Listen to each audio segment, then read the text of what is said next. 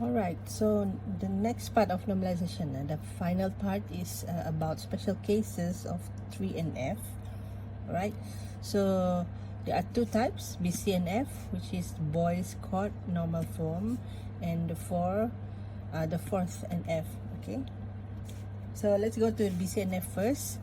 So BCNF happens when in one relation, every determinant is a candidate key. So if you recall back in, I think, chapter 2 or chapter 3, candidate key is same as primary key but not chosen as primary key. For example, in like students, they have a lot of candidate key to become a primary key. So it follows what table are these keys in, and which one will be chosen. Like you have metric number, you have your IC, and then you have your probably driver's license if everyone has a driver's license. So these three are all unique and they can be candidate key. So the characteristic is the same as primary key but somehow not chosen as primary key, right? So the third NF form, the third normal form, can be already in BCNF if the table contains only one candidate key. Alright, so it failed to meet BCNF when there is a non-key attribute being the determinant of a key attribute. Okay, so for example, we have A is the key, B is the key, and then we have C, and then C is the determinant for B. So this is a non-key, but it determines the value of B. Okay, usually this happens when a table tries to describe too many things at one time. Okay, let's see an example.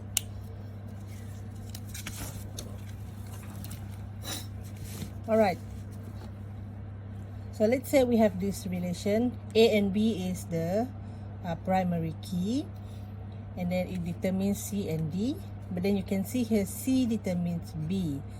Alright, so it's not only C determines B, it's actually A and C.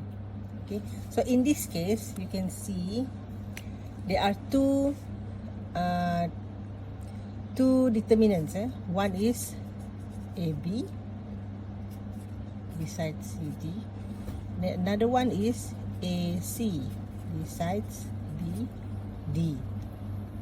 Okay, we cannot say ABC because C decides B, so A and C is the next candidate key. So here you can see there are two candidate key, there are two determinants in one relation. So what do we do about it? Okay, let's add another FD here. C decides B. Alright, so how do we do this? First step, since C decides B, it's always better that this is the only determinant. So you do it like this. You move C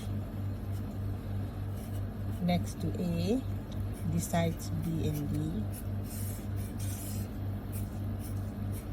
Right, so A and C determines B and D, and then C determines B, right? So we can draw it like this. Okay, so this is the original that is said to be 3NF. Originally it is in 3NF form because there are no PD, there are no TD, but when we change it like this becomes PD. So what form is it in now? It becomes the first normal form because it still has PD. So what do we do next? We go through the process of getting it into the third normal form again. Okay, so the second normal form, okay, you move C and B in a new table, and then you draw what is left in the original table. Sorry, A and C, G. Okay, so this is we already release the PD inside the 2NF. So because there is no TD here in 3NF, it contains the same set.